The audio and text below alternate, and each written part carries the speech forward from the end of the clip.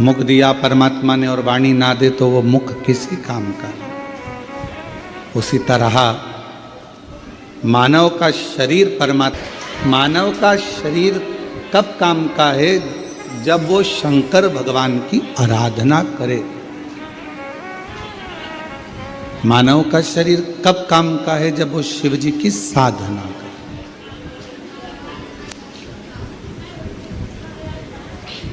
एक बेलपत्र के वृक्ष में 68 करोड़ तीर्थ होते हैं। कितने तीर्थ हैं? 68 करोड़।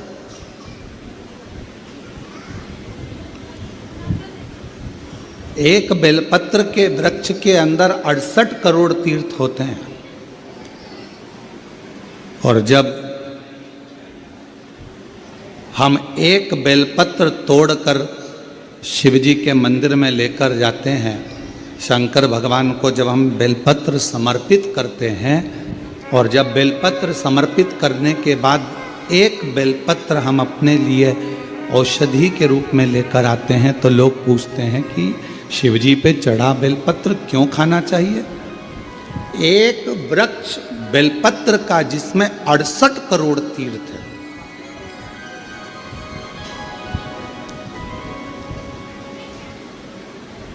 हम तो 68 करोड़ तीर्थ कभी नहीं गए, पर आप लोगों में से हो सकता है कि कोई होकर आया हो तो बात दूसरी।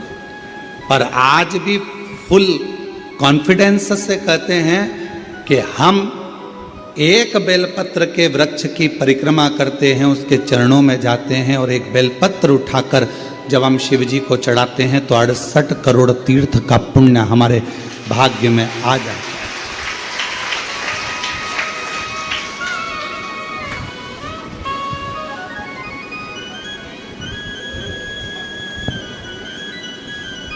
और इतने पवित्र तीर्थ, हजारों हजारों नदियाँ, हजारों हजारों कुंड, हजारों हजारों बावड़ियाँ, सरोवर, तालाब भारत की भूमि पर विराजमान है। कुछ तीर्थ भारत की भूमि के बाहर भी, जैसे पशुपतिनाथ नेपाल में, माँ हिंगलाज माता पाकिस्तान में, ऐसे कई तीर्थ बाहर भी हैं। अब 68 करोड़ तीर्थ हम कभी नहीं गए, पर हमने हमारी जिंदगी में एक नियम हमेशा बनाकर रखा कि कार्तिक के महीने में बेलपत्र के वृक्ष की परिक्रमा और बेलपत्र के वृक्ष के नीचे एक घी का दीप जलाने का नियम बनाया। तो ये हमें विश्वास है कि हमारे 68 करोड़ तीर्थ पूरे हो। 68 करोड़। अब लोग कहते हैं गुरुजी एक बेलपत्र हम शिव जी को चढ़ी हुई उठाकर लाते हैं, बाबा से औषधि के रूप में लेकर आते हैं, तो ये बेलपत्र है तो पेड़ की, वृक्ष की, ये इतनी अमृत कैसे हो जाती है कि लोगों की बीमारियां ठीक हो जाती हैं, तकलीफें ठीक हो जाती हैं, शुगर लेवल में हो जाती है, बीपी, थायराइड सब ठीक हो जाता है, सोराइसिस जैसी बीमारियां ठीक हो जाती हैं, किडनी लीवर जैसा ठीक हो जाता है। एक बेलपत्र इतना औषधि का कार्य कैसे कर जाता है? तो शिव महापुराण में वर्णन किया, उमा संहिता के अंतर्गत 68 करोड़ तीर्थ एक बेलपत्र के वृक्ष में है।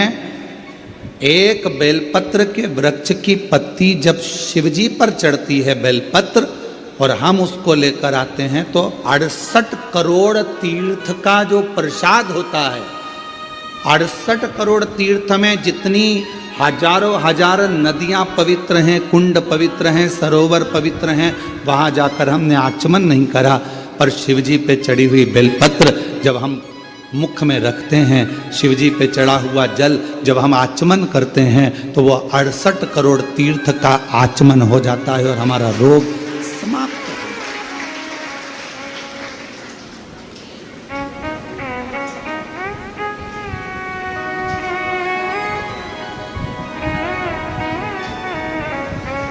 68 करोड़ तीर्थ।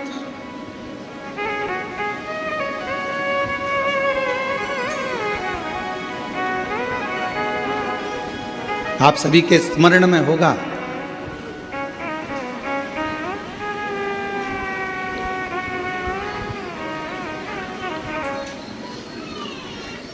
एक माता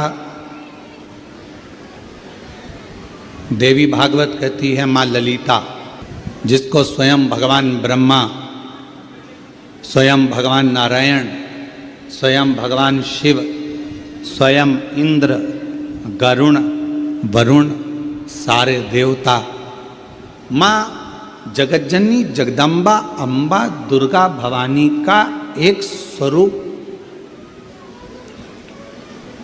भंडासुर को मारने के लिए प्रकट करते हैं।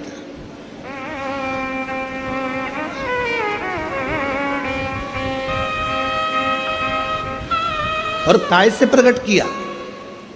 मां ललिता अम्बा को कैसे प्रकट कर लिया? तो कहा मां ललिता अम्बा को प्रकट करने के लिए भगवान नारायण ने बेलपत्र के वृक्ष की छांव में तप किया हजारों वर्ष तक। ब्रह्मा जी ने साधना करी हजारों वर्ष तक बेलपत्र के वृक्ष की छांव में। इंद्रदेव ने तप किया हजारों वर्ष तक बेलपत्र के वृक्ष की छांव में।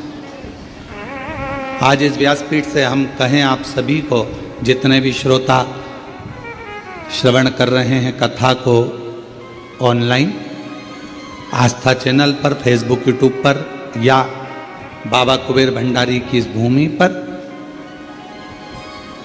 जब भी आपका कोई भी तीज त्योहार पड़े, आपके घर में कोई भी त्यौहार आवे, आपके घर में कोई भी उत्सव आवे, आपके घर में बच्चों का जन्मदिन आवे, आपकी शादी की सालगिरह आवे, आपके घर में कोई भी विवाह आवे, आपके घर में कोई भी अच्छा कार्य हो, कोई त्यौहार आ गया, दिवाली आ गई, दशहरा आ गया, कोई नवरात्रि आ गई, गणेश चतुर्थी आ गई, चतुर्थी आई, छठ आई, कोई भी व्रत आपका पवित्र कोई उत्सव आया, तो एक काम जरूर करा करो, बेलपत्र के वृक्ष के नीचे जाकर एक घी का दीपक लगाया करो और श्री शिवाय नमस्तुभ्यम जरूर बोला करो। फल देगा। एक घृत का दीप बेलपत्र के वृक्ष के नीचे अगर आप एक क्षण के लिए भी बैठे हो तो वो फल देगा।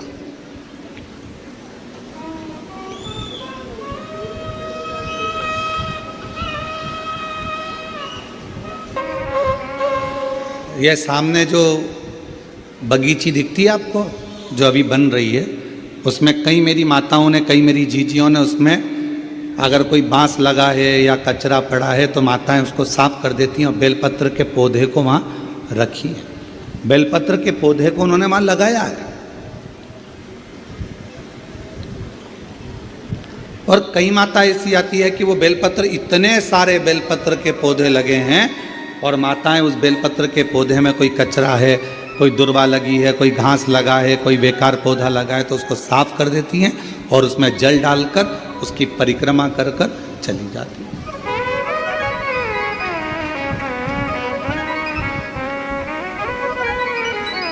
कई माताओं की आदत है, पीछे जो बेलपत्र की बगीची है वहां जाकर परिक्रमा कर लेती।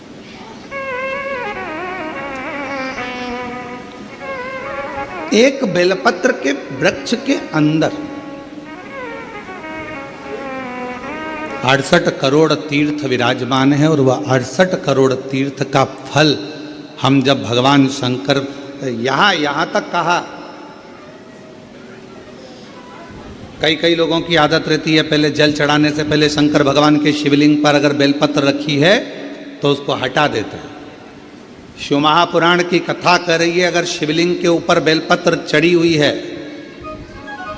चढ़े रहने दो, फूल हैं, आप उसको हटा सकते हो, मना नहीं है। शिवजी का अभिषेक करने से पहले, भगवान शंकर को जल चढ़ाने से पहले, जब आप घर में कोई अनुष्ठान कर रहे हो, शिवजी का अभिषेक कर रहे हो, शंकर भगवान का कोई साधना कर रहे हो, शिव अभिषेक कर रहे हो, तो सबसे पहले शिवलिंग पर एक बेलपत्र का होना जरूरी है, फिर जल चढ़ाओ। क्यों? आपके पास, हमारे पास इतनी जो शास्त्रों में वर्णन किया गया, गंगा, यमुना, सरस्वती, कावेरी, मंदाकिनी, क्षिप्रा, नर्मदा आदि आदि की जितनी भी पवित्र नदियां हैं, सरयू आदि की जितनी पवित्र नदियां हैं, इतनी नदियों का, इतने सरोवर का, इतने कुंड का जल हमारे पास नहीं है। हमारे पास इतना जल नहीं है। हो सकता है आपके पास हो, पर हमारे पास नहीं है।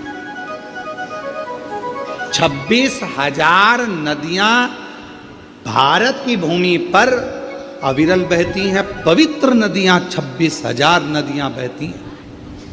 अब मुझे तो नहीं लगता कि 26,000 नदियों का जल तुम्हारे घर पर होगा।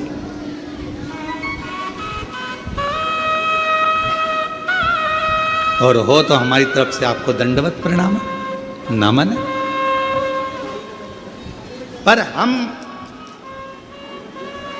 एक बात बिल्कुल छाती ठोक कर कह सकते हैं कि वो 26,000 नदियों का जल हमारे घर में है।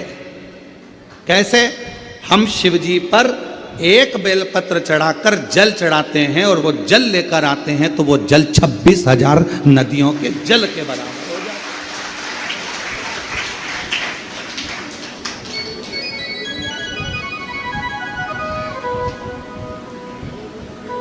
अब ये और अब आप छाती ठोक कर आप भी कह सकते हो हमारे यहाँ भी 26,000 नदियों का जल है महाराज।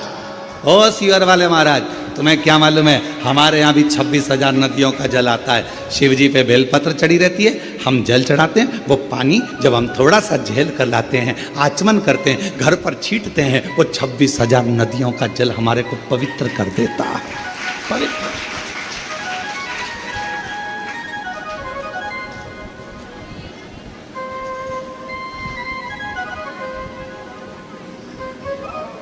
अब ये आपके ऊपर निर्भर करता है कि आप किस तरह से समझें उसको। आप शिव जी को प्राप्त करना, भगवान शंकर को प्राप्त करने का सबसे सुंदर तरीका है कि शंकर को हर रूप में देखो, हर स्वरूप।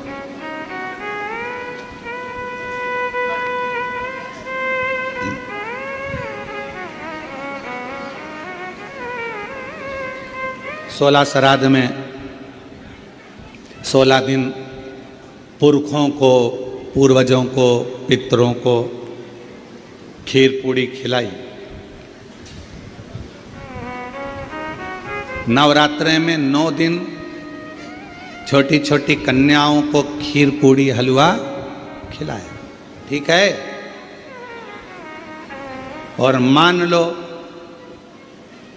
घर में कोई बुजुर्ग बैठा हुआ है, घर में कोई बूढ़ी माँ बैठी है, घर में बूढ़ा बाप बैठा है, और हम उसको कुछ ना दें, तो वो श्रेष्ठता का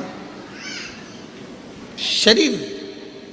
कितना सुंदर कहा गया है शास्त्रों में, अगर घर में कोई मरीज व्यक्ति है, घर के अंदर यदि कोई रोगीला व्यक्ति है, रोग है, मरीज है, बीमार व्यक्ति है, और तुम्हारे घर में अगर कोई त्यौहार है, तुम्हारे घर में देवी देवता की पूजन है, तुम्हारे घर में श्राद्ध है, तुम्हारे घर में कोई भोजन करने आने वाला है, तो शिव महापुराण की कथा कहती है, अगर घर में कोई रोगी व्यक्ति है, घर में कोई बीमार व्यक्ति है, घर में किसी का दवाई गोली चल रही है, और भोजन करने वाला या देवी देवता की पूजन दोपहर में 12 बजे 1 बजे होने वाली है, और वो रोगी व्यक्ति को दवाई खाना है और उसको भोजन करना है, तो जो भोजन करने आएगा, देवी देवता पुजाएंगे, वो अपनी जगह पर है। सबसे पहली सेवा जो रोगी व्यक्ति है उसको भोजन दिया जाए, उसकी सेवा करें। अब रोगी व्यक्ति मांग रहा है, बेटा मेरे को दवाई लेना है, मेरे को थोड़ा सा एक रोटी दे देना बेटा। अरे मम्मी तुमको नहीं मालूम आज दादाजी का श्राद्ध है, मम्मी तुमको नहीं मालूम आज दादी जी का श्राद्ध है, मम्मी आज कुल देवी की पूजन होगी, आज कुल देवता की पूजन होगी, तो मैं खाने की लगी रहती है। पूजन कौन करेगा, देखेगा कौन? अभी पूजन हो जाएगी, उसके बाद मैं आपको खाना दे दूंगी, उसके बाद मैं आपको भोजन दे दूंगी। नहीं, शिव पुराण की कथा कर रही है, कोई बूढ़ा है, बुजुर्ग है, बीमार है, घर में बच्चा है, कोई रोगी है, कोई तकलीफ में है, तो देवी देवता और अन्य काम सब होते रहेंगे। पहले उन बुजुर्ग की, पहले उन बीमार व्यक्ति की, पहले उनकी चिकित्सा की, पहले उन बच्चों की सेवा होना चाहिए। ये शिवपुराण हम जानते हैं। इस बात के पीछे लोग हमारा विरोध करेंगे कि तुमने कह दिया कि जो घर में बीमार व्यक्ति है पहले उसको दो, फिर देवी देवता की पूजा। इसके पीछे हमारा विरोध होगा। हम जानते हैं कि हम बोल रहे हैं तो हमारा विरोध होना है, पर उससे हम डरते नहीं। जो